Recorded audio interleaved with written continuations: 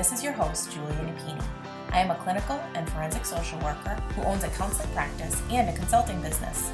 In this show, we discuss the challenges of being successful in business while maintaining your integrity and staying true to yourself. Join me while I interview other professionals and share insights from life and experience.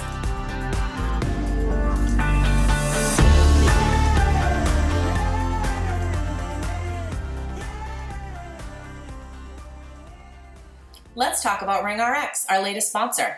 RingRx is a high-quality, HIPAA-compliant telephone, text, and fax communications platform. They provide seamless, cost-effective communications for behavioral therapists, medical practices, hospitals, and other healthcare providers. RingRx is designed for modern healthcare environments. They offer customizable features like a phone app, automated patient outreach, voicemail, after-hours call routing, and top-quality desk phones. Try RingRx for free today at ringrx.com. And if you sign up using the code CLIMB, you'll get 15% off your monthly bill forever. Conditions apply. Are you a solo practice owner considering expanding to group? If so, you should join Master Your CEO Mindset, a 6-month group coaching program that will prepare you not only to be an effective leader, but to build a successful group practice. Sarah Rivera from the Counselor's Mentor and I will facilitate weekly meetings starting July 11th with presentations that cover topics including developing your CEO mindset, hiring and onboarding, promoting clinician retention, marketing, and scaling. You will learn from 2 CEOs who manage thriving group practices, be a part of a supportive community of like-minded peers at the same stage in practice, and get all of the information and accountability you need to take your practice to the next level. For more information, head over to compassionateconsultingcompany.com/FAQ. Hello and welcome to another episode of the Compassionate Climb podcast. Today we are going to have an episode that is focused on some of what you can do to expand your practice and incorporate things like EMDR and broaden your horizons. And it's beneficial for those that I think are insurance-based practices, those are private pay, that it can really diversify things and expand your skill set. So Libby Murdoch, welcome to the show. Yes, thank you, Julia, so much for having me. I'm so excited to be here with you and with the audience. It's so nice to reconnect. So we were both on Laura Long's retreat last year and have obviously continued to follow one another on social media and seen all the great things that we've been doing to keep ourselves entertained. And this has been a long time coming. So I'm glad we finally got it on the calendar. Me too. I'm actually really proud of both of us because we're doing the damn thing, which is I'm so proud. I was literally on WhatsApp just now, like voice memoing her about some tips to get more speaking engagements. And she's so wonderful. So I'm really grateful for that opportunity and all the wonderful people that I connected with. So I would love to hear about your climb. Give us some backstory, set the stage. What are some of the things that contributed to what it is that you're doing right now? I just got chills because I feel like my journey is like the perfect fit for the Climb podcast because it was just that. It was a climb. And there have been a lot of lessons I think that I've learned along the way in my journey. One of the biggest ones being that climb, I think it's going to be linear. Right? Like it's going to be straightforward and I'm just going to go point A to point B. But in reality, what I've learned through making multiple climbs, like through becoming a practice owner and developing my private practice, but now to the point of owning my own EMDR training company, is that journey to get where you want to go, it's never going to look like what you think it's going to look like. And so for me, that looked like back in 2017 when I first went on my journey of self-care. My husband, who was active duty at the time, was deployed. And so it was like a sink or swim moment for me. Realistically, I was figuring out, how do I take care of myself for the first time as an adult? Because God love him, that man was like a security blanket, right? And it got ripped right out from me. So I'm like, I'm going to figure out how to take care of myself or I'm going to have a mental breakdown. And let's be honest, ain't nobody got time for that. So I found a personal trainer. I started investing in my own mental health. I found my own EMDR therapist because at the time, you know how it was. I was early. I was like a little baby therapist. So I could talk the talk. but I was not yet walking the walk. Right? So I started to walk my own walk, and I made some pretty significant lifestyle changes in terms of my self-care. And then the other thing was that I took all of that energy that I had and I started my private practice back in 2017. And I remember, wanting to be private pay.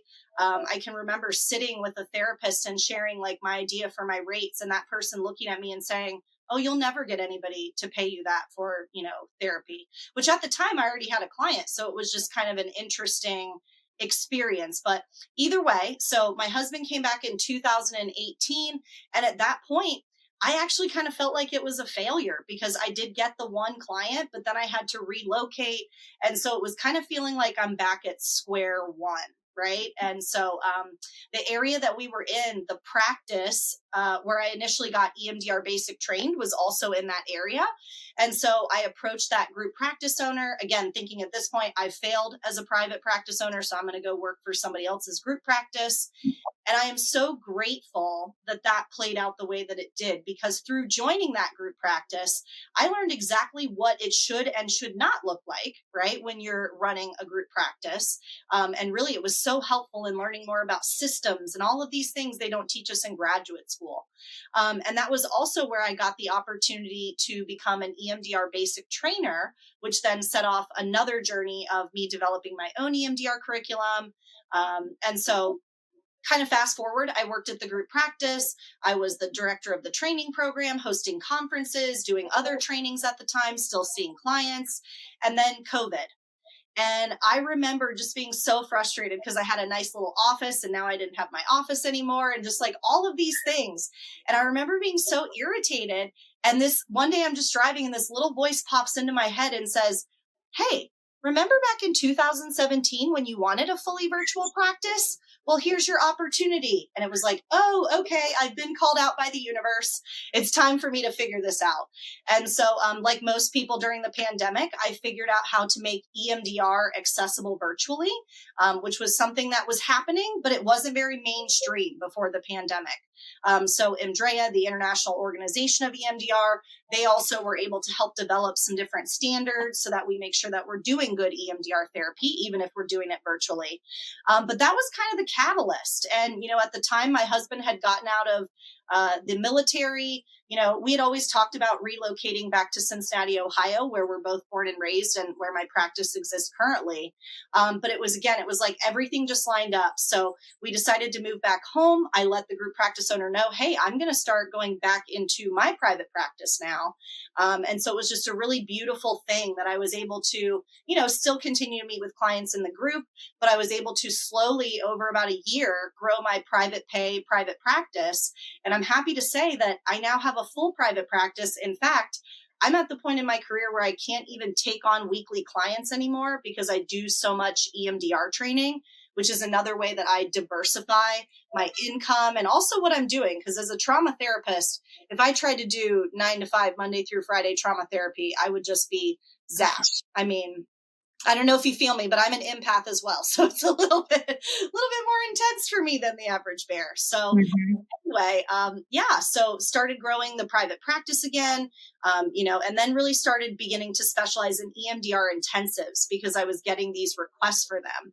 And what I love about now doing EMDR intensive therapy is there's a lot of freedom for me in my schedule and all of those things that allow me to do my other passions like EMDR training and, providing training just in general.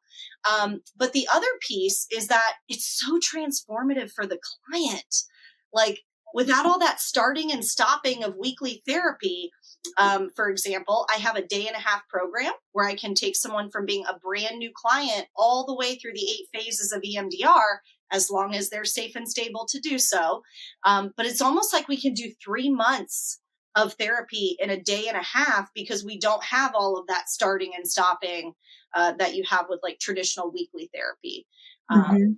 So that's been kind of happening. And then actually, I started as a basic trainer back in 2019. I've worked for a couple of different EMDR training companies with their curriculum. but just the way that my brain works when I'm like exposed to something again and again, I just start to get these ideas about how I might offer something a little bit different. And I think as someone who loves learning, I was noticing that there's a little bit of gap in training. I'm like, why can't we as master's level clinicians have pretty things, have pretty slides, have pretty workbooks, like have pretty visual aids that are a part of our EMDR basic training? So I set out to develop a trauma responsive, resilience focused EMDR basic training curriculum with all the bells and whistles.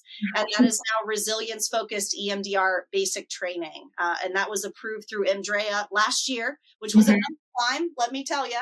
But we're here now. And this year we've launched the trainings. I'm happy to say it's going really well. We're getting a ton of great feedback.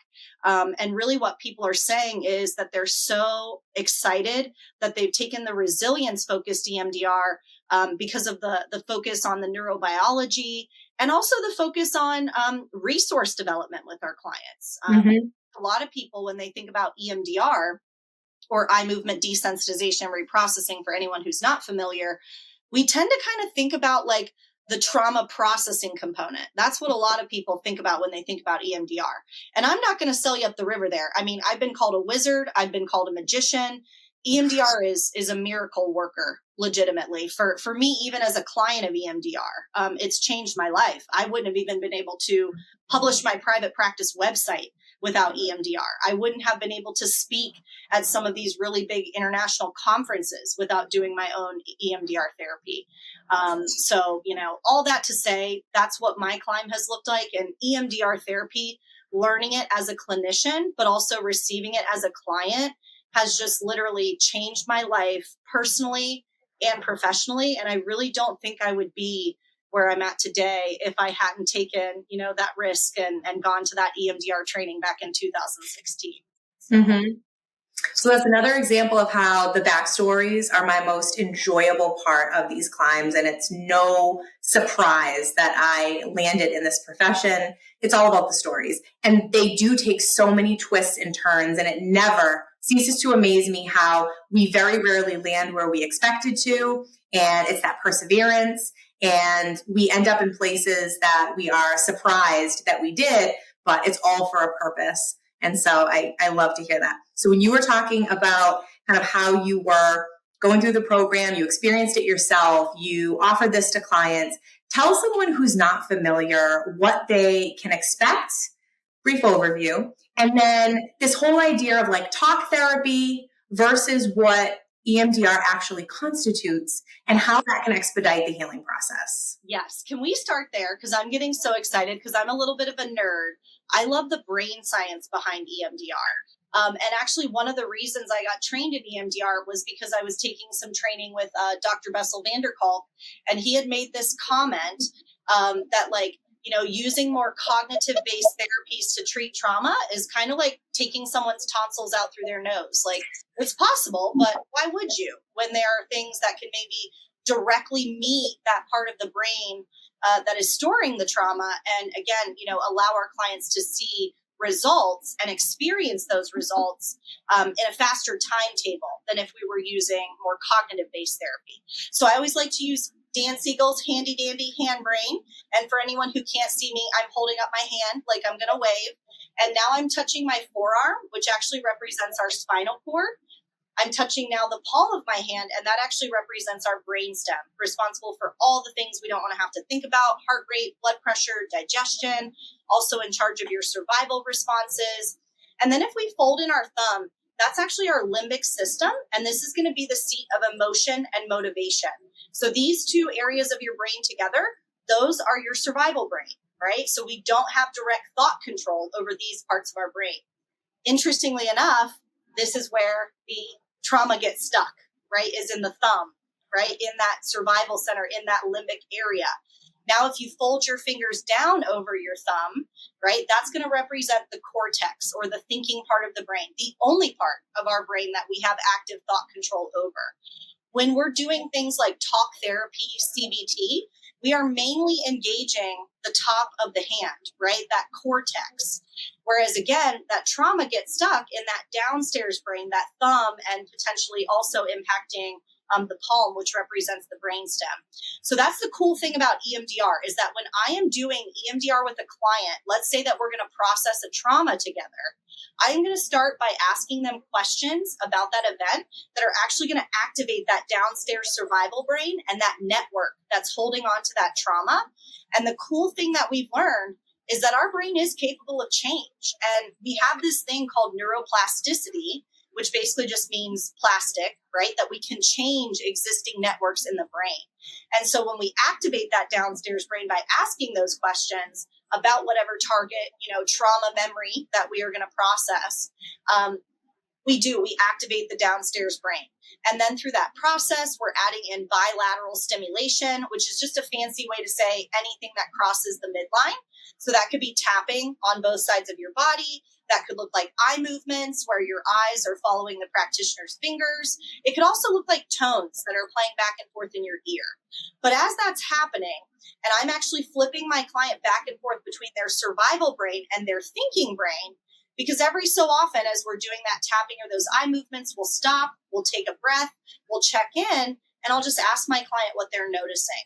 And so the cool thing about what we're doing with EMDR and this processing of these trauma memories is we're actually activating positive trauma resolution, and we're meeting the brain right where that trauma has been stuck.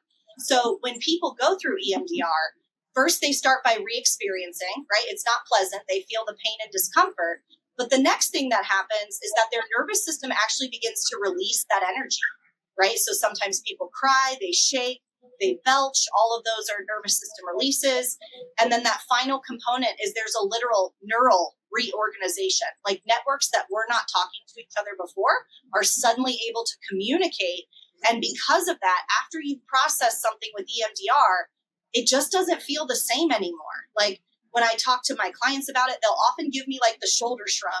And it's like, oh, it happened. That sucked. But yeah, I don't feel it in my body anymore. And when something happens in my day-to-day life that reminds me of that past thing, I don't feel like I go into this old pattern, of behaviors, thoughts, emotions that is no longer serving me. So that's kind of what you would expect if you were an EMDR client. If you're a clinician looking to learn or EMDR, you would want to find an EMDR approved basic training. And EMDR is the International Association of EMDR. They're responsible for kind of providing guidance on like what needs to be included in a basic training. And so basic trainings for clinicians who want to become EMDR providers, those are actually a total of 50 hours. So it's 40 classroom hours broken down into 20 hours of lecture where you're learning all of the cool science behind EMDR and all of the different steps with EMDR. And then also 20 hours of real-time practice, which is the other gift here. You get to implement EMDR with someone so that the first time you're doing it is not with a client. And you get to receive EMDR, which is an opportunity to work through some of your own blocks that may be coming. Which I think, again, is just a real gift, that even training itself cannot just change the game professionally. It can also change the game personally. And I'm actually doing an EMDR training this week, and we've already had several of the participants say, I can't wait to go find my own EMDR therapist after this. So that's incredible. I really appreciate you walking us through that. And it is no wonder that you ended up in this space. I mean, training and teaching really just suits you. So when you were talking about how you were obviously trained and doing this work, and then you were picking up on maybe some things that you wanted to do a little bit differently. So you mentioned this kind of resiliency model. So I'm assuming this focus on strengths and resources. Tell us more about what differentiates your training from the starting point in foundational training. Absolutely. I would love to talk about that. And again, just for anyone who's not familiar with EMDR therapy, I think a lot of people come into training thinking that EMDR training is just learning a trauma resolution intervention. And in reality, nothing could be further from the truth. EMDR is a comprehensive 8-phase model that could literally take a client from intake all the way through discharge. And so as kind of an EMDR therapist, but also an eclectic therapist, I kind of see EMDR as this container, and then all of my other approaches get to kind of integrate with that seamlessly. I do a lot of somatic, a lot of parts work. I also love biofeedback, which is another thing that I get to integrate with EMDR. Awesome. But yeah, resilience focused EMDR, again, part of my inspiration for that was kind of seeing that in EMDR and the community over time, there's kind of like these myths or ideas that I think are prevailing, like that there's one right way to do EMDR. And sometimes the suggested way to do EMDR is to start with clients' first or worst traumas. And as a trauma responsive therapist, that just never really resonated with my nervous system or what I've learned about, working with clients who have a lot of complex and developmental trauma. So that was, again, a huge inspiration for my model is, when people come to my basic training, I want them to not just get the original concepts that Francine Shapiro developed. I want them to get more than that. I want them to get, what we're now looking at in terms of how does EMDR work the way that it does within the brain. I want them to get access to additional resources, which are different tools or techniques in EMDR that we use to actually teach our clients that they're capable of accessing good feelings and that they do have the power to influence their nervous system if they're triggered or if they don't like how they feel. So that's kind of a thing in resilience-focused EMDR that you don't get in other basic trainings. You actually get 6 or 7 additional resource scripts. And the reason I did that is because that was the number one question that I was getting asked in consultation is, okay, I've done the peaceful place in the container, which are 2 of the old reliable EMDR resources. What do I do now? So that for me is a huge focus. And again, just even going off what we're learning from polyvagal theory, and that if you're doing good trauma work, it's not just all trauma processing, right? It's also about helping your clients to learn how to be comfortable in their bodies, because that's an effect of trauma, is that it makes it really hard to be present in your own nervous system. Mm-hmm. Those are, I would say, like the 2 biggest differences is that there's a lot of neurobiology. We go deeper into attachment and how to use EMDR to address non-diagnosable issues outside of the things we know it's evidence-based for, PTSD, anxiety, depression. And then you're also just going to get a host of additional resources, which are going to be really useful for you if you work a lot with complex and developmental trauma. Well done. It sounds great. So I'm thinking about all of those listening that have an entrepreneurial spirit and maybe considering diversifying. So you made the decision to separate the 2 businesses. What led you to that decision? What was that process like? And how has that been going, juggling both? Absolutely. So I will be honest, because I believe in full transparency. It's been a little overwhelming. I am glad, though, that I brought on some great administrative help. And I think that's one of the biggest keys. I would say that if you're an entrepreneur and you're someone who, may want to be involved in more than one business, it's this idea that you have got to give yourself permission to outsource, because, money is not the least renewable resource that we have. It is actually our time, and your time is extremely valuable. And so I think that is one of the reasons I've been able to be successful, is that I've gotten really comfortable with acknowledging the areas that are not my strongest areas, like marketing or, writing content, right? That can sometimes feel like banging my head against a brick wall. And so I outsource and I ask for help in those areas where I'm not. I'm also someone who's really passionate about learning. So pursuing learning. And then I think the other really core thing, and I'm so glad you're a part of it, is the community, right? Like, you have to find a community where you feel like you can show up and be authentic, and it doesn't feel, and I hope it's okay to cuss, but I think in some circles, it feels like a pissing contest, right?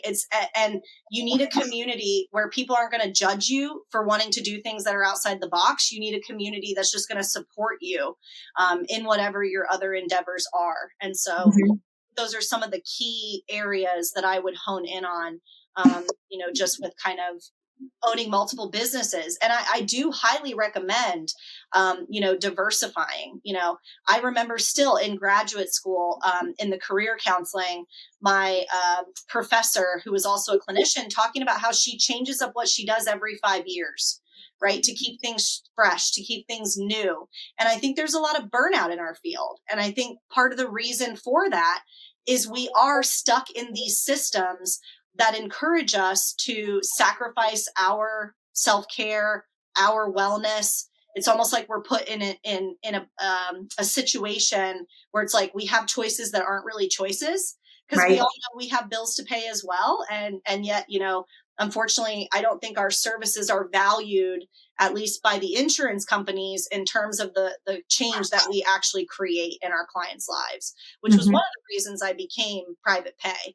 It was just that it wasn't good for my health and well-being to have to be stuck in that system, even to the point that at one point, a certain insurance company, and I won't say which, lost my initial provider application. And so I did not get paid for half of my caseload for about 6 months, which was kind of the like straw that broke the camel's back. I was like, okay, if I have any self-respect, I am going to become a private pay therapist, and I'm going to demand my worth.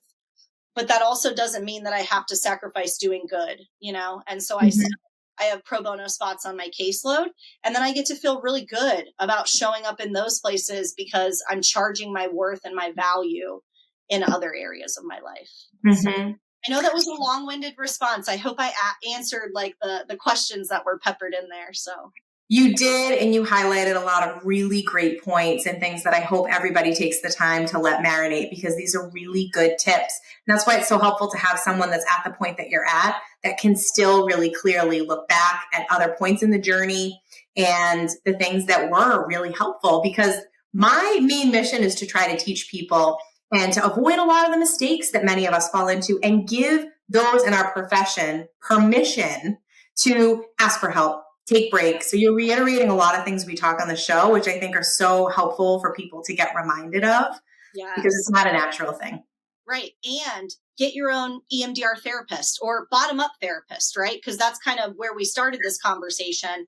Talk therapy, CBT, I'm not knocking it. I don't think there's any territory on healing. Do what's helpful. What the brain science is teaching us is that there are certain ways of doing trauma work, right? And we all have trauma, and that's what's blocking us up in these different areas, personally and professionally. Where again, we can meet the brain right where that trauma is stored. It could be EMDR, it could be brain spotting, it could be parts work, right? It could be somatic therapy. There's so many different approaches out there. But do yourself a favor, because my EMDR therapist is the best investment that I make personally and professionally. And literally, Julia, right now in the building phase of this training company, I'm living life outside my comfort zone. And I just know that I would not be able to do that without having, my own support. Because it's fun and it's exciting, but it's also terrifying at the same time. So. Absolutely. No, we definitely have to balance out the two worlds with all the things that we're doing, but coming back, checking in with ourselves, making sure we're getting that support and guidance. So I think that's such an important message. Can you speak a little bit more to the private pay piece? So on the show, we talk a lot about operating from a place of integrity. And we definitely talked about money mindset. And I know it's not an easy thing for a lot of clinicians to go there. And it seemed like for you, you made that decision. That was that. There wasn't any looking back. You've done it in a way that seems to feel really good for you and obviously works from a marketing standpoint and from the clients that you're serving. So tell us a little bit about that process and any words of wisdom that you can share to anyone who's on the fence or maybe having some feelings that come up for them around that being how they get compensated for their work. There are just so many things that come up here, Julia. And I think one of the first things is that we have to stop deciding what other people are going to be willing to pay for what we offer, right? That's almost like disrespectful to make an assumption, right? That what someone is or is not going to be willing to pay, right? Because my ideal client is someone who values therapy and sees the value that much that they are willing to invest in themselves in that way. And I think one of the things that was super helpful for me was, again, back in 2017, when I started the journey, I ended up in the coaching world for a while, not as a coach, but like as someone receiving coaching from coaches out there, business coaches, client acquisition coaches, and what occurred to me at that time is, holy cow, these people are charging hundreds, thousands of dollars an hour, and they do not have oversight. They don't have a required level of training. They don't have a certain credential that they have to have. And so that's what occurred to me and allowed me to make that jump, was recognizing that the training, the knowledge, the experience that I have as a clinician is something that a life coach, and again, I'm not knocking coaching. I personally get my own coaching as well. But as a clinician, I am able to offer things in certain ways that coaches are not going to be able to do that, right? Because in the coaching world, they were always talking about this self-sabotage. And me, again, as an EMDR therapist, I'm like, that's not even a real freaking thing. That just means there's something stuck in the survival brain and I need to do EMDR or some sort of other bottom-up therapy. So again, seeing what coaches were charging, again, based on what they felt that their value add was worth for the people that they were working with. And again, not deciding for their clients what they are or are not going to be willing to pay for something. I think, again, another part of what went into my decision, the level of training that I've had, and then also just where I'm at in my journey, right? Like, I am someone who's been super passionate about learning. So I have a lot of advanced skills, EMDR being one of them. And now in the position of an EMDR trainer, right, I have, more knowledge and experience than maybe the newly trained EMDR therapist. And so I think that can also contribute to how I came up with my rates as well. But if I'm being honest, I think that there's probably a part of me, look at me going into parts. There's a part of me that feels like I could probably raise my rates. I haven't made the jump on that yet, but I think that is actually, that's coming. Because if you're not giving yourself a raise once a year, then what are you doing, right? You're losing money. So I really appreciate that. I think it's always a fascinating conversation for me, and I'm sure the same for our listeners. It gives them a lot to think about, and hearing more people that can speak out about it, share what went into their decision making, kind of on the other side, and seeing that it is doable. It can happen. And yeah, there are potential barriers, but you don't have to allow them to get in the way. And there are obviously things that you can do to navigate it, which I think is so helpful for people to hear and get reiterated. Right. And it doesn't make you a bad therapist because you want to charge your worth or your value, right? Like, we are still creating transformation in our clients' lives.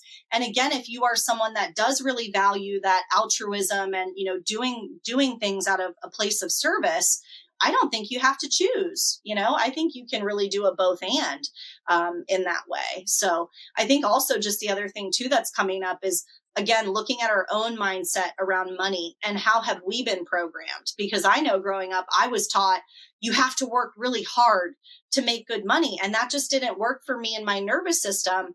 And so I gave myself, just like you were saying, permission to have a different money mindset than the one that I was exposed to growing up. And so I decided that my money mindset was going to be work less, make more. And if I haven't done that, which it's taken a lot of hard work, and I'm not going to, disillusion people if they're considering leaving, insurance. It takes time to build, because private pay clients, they're out there and they're seeking therapy, right? But, it does take time. So I would say that's the other thing to keep in mind is, don't be afraid if you make that transition and it is taking time, because everyone that I know who's gone into private pay, they've had a very similar experience. It does take time.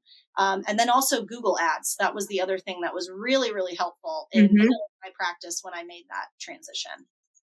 You have shared so much helpful information today. So for those that are listening, obviously they got a taste of what it would be like to work with you or to attend a training. So share with them how they can find you and continue to follow along.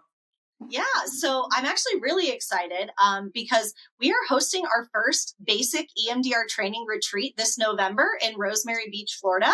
That's going to be November 3rd through the 9th. So if you would like more information on how to join us for the retreat or any of our virtual or in-person EMDR trainings, because we do those pretty regularly, you can visit www.brainbasedemdr.com, and that'll have all of the information on resilience-focused EMDR basic training, all of the things that you need to know.